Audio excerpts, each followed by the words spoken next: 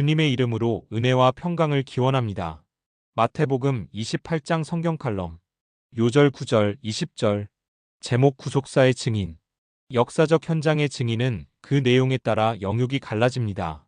현대는 현장에 있지 않더라도 사진과 영상을 통해 간접적 증인이 될 수 있습니다. 그리스도인은 역사의 현장보다 훨씬 중요한 구속사의 증인입니다. 성경은 구속사이고 그 증언을 듣고 믿으며 전하는 증인이 그리스도인입니다. 십자가의 대속 죽음으로 복음서가 끝났다면 우리의 구원은 없습니다. 주님의 죽음은 제자들을 심한 좌절과 허무에 빠지게 하였습니다. 두려움에 도망가고 비겁함에 부인하고 살려고 저주까지 한 제자들을 목격합니다. 제자도는 잊고 잠적하여 옛 생활로 돌아가려 합니다. 식민지 아래의 포갑은 저항 세력에게 가혹하여 실정법을 어기면 용서가 없습니다. 제자들의 비겁함을 나무라기보다 무덤을 찾은 여자들의 등장을 고마워해야 할 이유입니다. 여인들이 주님의 무덤을 찾은 이유는 여러 설이 있습니다. 관습에 따라 시체에 향유를 붓기 위한 것과 장사한 지 사흘 만에 죽음을 확인하는 전승을 들기도 합니다. 분명한 것은 저들이 새벽 일찍 무덤에 간 것입니다. 이는 주님의 부활에 대한 약속을 잊지 않았을 가능성이 있는 것입니다. 성경에는 부활하신 주님께서 40일 동안 10차례에 걸쳐 사람들에게 나타납니다. 그중 첫 번째 부활의 증인이 여인들이라는 사실은 특별한 의미가 있습니다. 당시 여자는 사람 숫자에도 들어가지 않을 정도로 천하게 취급되었는데 이 개념이 깨어진 것입니다. 첫 범죄자인 여자 하와의 허물과 대조되어 여자가 부활의 첫 증인이 된 것은 큰 의미가 있습니다. 이후의 기독교 역사는 여자가 남자와 동등한 인격체로 나아가게 됩니다.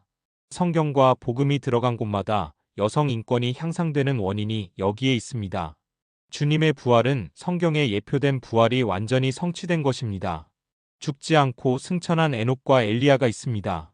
시체가 없이 사라진 멜기세덱과 모세가 있습니다.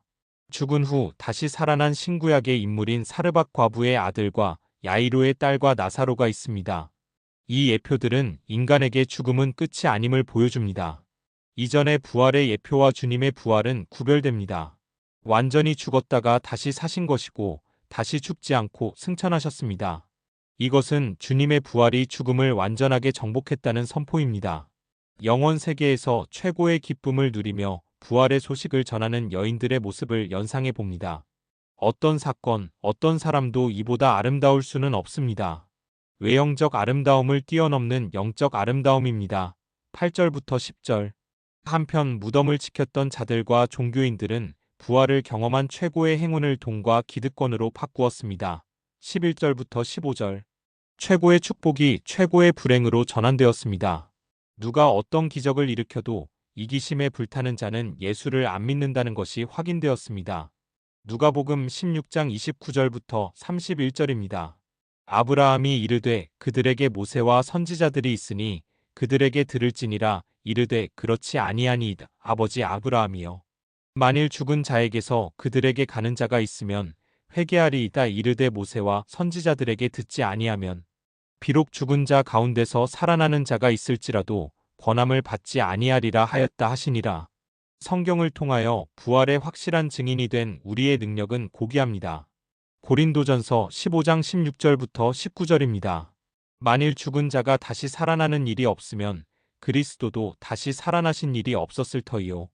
그리스도께서 다시 살아나신 일이 없으면 너희의 믿음도 헛되고 너희가 여전히 죄 가운데 있을 것이요 또한 그리스도 안에서 잠자는 자도 망하였으리니 만일 그리스도 안에서 우리가 바라는 것이 다만 이 세상의 삶뿐이면 모든 사람 가운데 우리가 더욱 불쌍한 자이리라. 갈릴리의 한 산에 모인 500여 명의 무리에게 내린 주님의 지상명령은 우리에게도 주어진 것입니다. 18절부터 20절. 이 제자 사역을 잘하는 자에게 주어지는 축복이 주님 탄생 때에 주어진 임마누엘입니다. 마태복음 1장 23절입니다. 보라 처녀가 잉태하여 아들을 낳을 것이요. 그의 이름은 임마누엘이라 하리라 하셨으니 이를 번역한즉 하나님이 우리와 함께 계시다 함이라. 주님의 탄생부터 부활 이후까지 하나님이 우리와 함께 계심의 임마누엘 약속은 계승되었고 우리에게까지 왔습니다. 고린도전서 3장 16절입니다. 너희는 너희가 하나님의 성전인 것과 하나님의 성령이 너희 안에 계시는 것을 알지 못하느냐? 마태복음의 복음이 얼마나 많은 사람에게 영생의 확신을 주었을 것인지 천국 가서 확인해 보겠습니다.